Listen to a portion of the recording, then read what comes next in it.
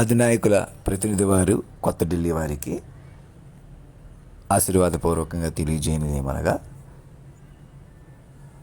మేము పరిణామం పూర్వకంగా చేసిన మార్పులోకి రావడమే అందరికీ పరిష్కారం. కోర్టులను కాపాడుకోవాలి, కోర్టులు స్వతంత్రం కాపాడుకోవాలి, ఎవరు మనిషిని కాపాడుకోవాలి, కులాన్ని కాపాడుకోవాలి, తమ వాళ్ళని కాపాడుకోవాలి, తన కోసం బ్రతకాలి, అసలు తాను మనిషిగా బ్రతకాలి, తాను ఒక పొజిషన్లో ఉన్నాడు, తాను ఒక మనిషి అనుకుంటేనే మీరు మృతిస్తున్నారు. ఎవరైనా మనుషులు, భూమి మీద మనుషులు ఎవరైనా, ఇంక మీరు మనుషులుగా బతకగలిగేది లేదు. ఎవరు మనుషులు ఎవరు లేరు, నాతో సహా. నన్ను కూడా మనిషిగా చూసారా? నేనేం చెప్పానో నా ద్వారా కాలమే కదలటం అంటే చూడరు. అలా చూడకపోతే మీకు మైండ్ కనెక్ట్ అవ్వదు. మైండ్ కనెక్ట్ అవ్వకపోతే ముందుకు వెళ్ళలేరు, బయటికి రాలేరు, మాయ నుంచి బయటికి రాలేరు. ఇదంతా లింక్ అన్నమాట అండి. అనకాపల్లిలో నేను గంటన్నరలో చెప్పిన తీరును పట్టుకోకుండా ఇంక వేరు వేరు కారణాలు ఉన్నట్టు ఈ ప్రపంచం అంతా ఒక మాట కిందకు వచ్చేసేయాలి.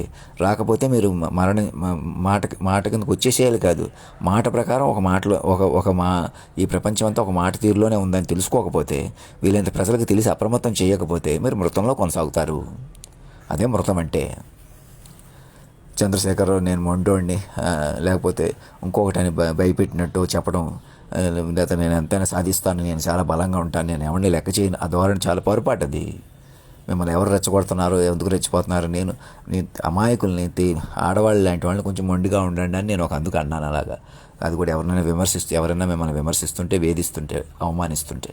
అంతేగాని మగవాళ్ళు ఎలాగైనా బలం కొద్దీ మొండిగా ఉంటాం మేము అన్నది కాన్సెప్ట్ కరెక్ట్ కాదు. ఎవరు మొండిగా ఉండకూడదు, ఆలోచన పెంచుకోవాలి.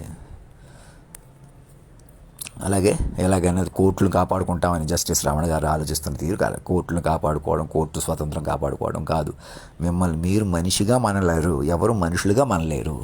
పూర్వ పొజిషన్లు కానీ మనుషులు కానీ చెల్లరు. అలా ఉనికి అసలు లేదు. అందుకు మీ ఇంటి పేర్లు, కులం పేర్లు అన్నీ వదిలిపెట్టేసి కొత్త జీవితాలు ప్రారంభించాల్సిన సిచ్యువేషన్లో ఉన్నారు.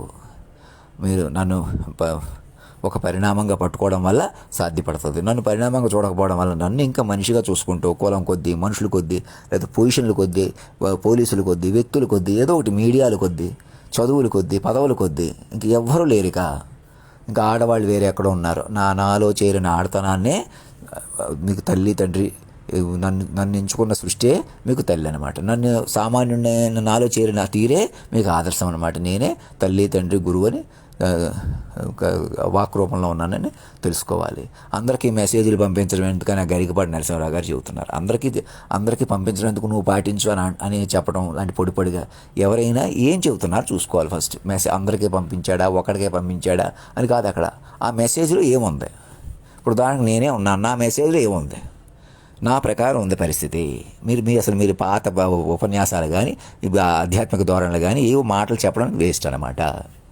తర్వాత నేను ఎవరో పాటించకుండా చెబుతున్నారు. ఏం పాటించట్లేదు, ఏమంటున్నాడు?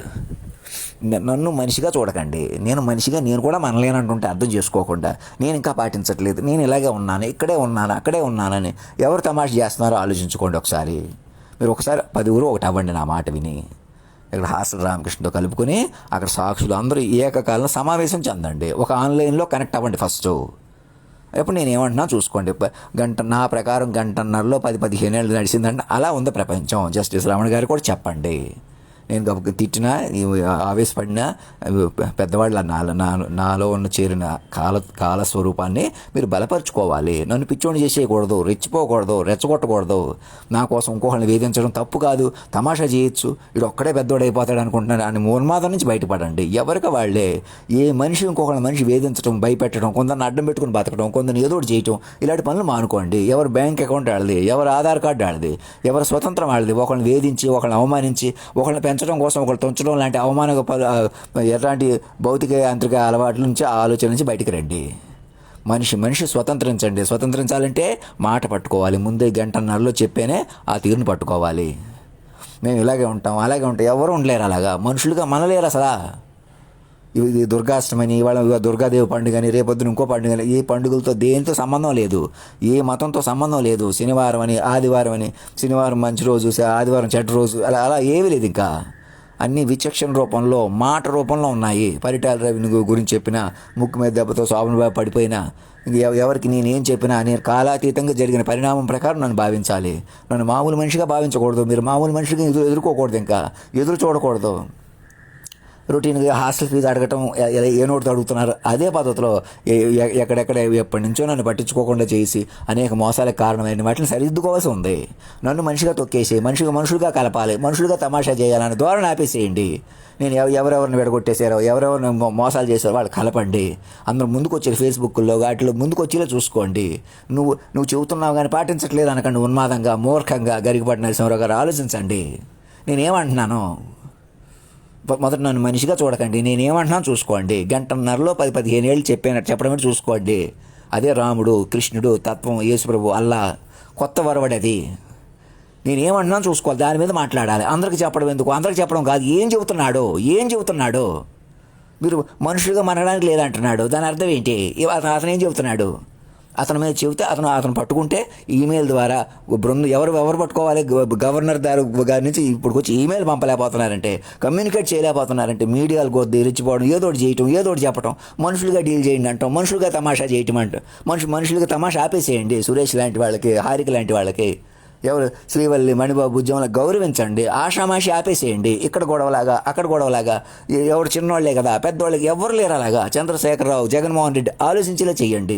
జస్టిస్ రమణ ఆలోచించేలా చేయండి. ఆయన కోర్టులు కాపాడుకుంటాను, కోర్టుల స్వతంత్రం కాపాడుకుంటాను అంటాడు. మీరు ఏమి కాపాడుకోలేరు. మీరు అధినాయకుడిని అధినాయకుడు అది కూడా వాక్ రూపంలో ఉన్నాడు, ఆయన కాపాడాలంతే. మీరు వేరే భౌతికంగా ఏమి కాపాడుకోవడానికి లేదు. మిమ్మల్ని మీరు కూడా కాపాడుకోలేరు. ఇంకా అధినాయకుడిని పట్టుకుంటేనే మీరు కాపాడబడతారు. అదే ధర్మం రక్షత, అదే సత్యమేవ జయతే అంటే తెలుసుకోండి. నేను చెప్పినట్టు చేయండి, సూక్ష్మంగా ఆలోచించండి. మొదట నాకు ఈమెయిల్తో కనెక్ట్ అవ్వండి. మేధావుల బృందం ఏర్పడి సాక్షులతో కలుపుకుని బృందం ఏర్పడండి. నేను ఏమంటున్నాను చూసుకోండి. గరికపాటి నరసింహారావు గారు కానీ ఇంకొకరు కానీ ధర్మం రక్షత, సత్యమేవ జయతే.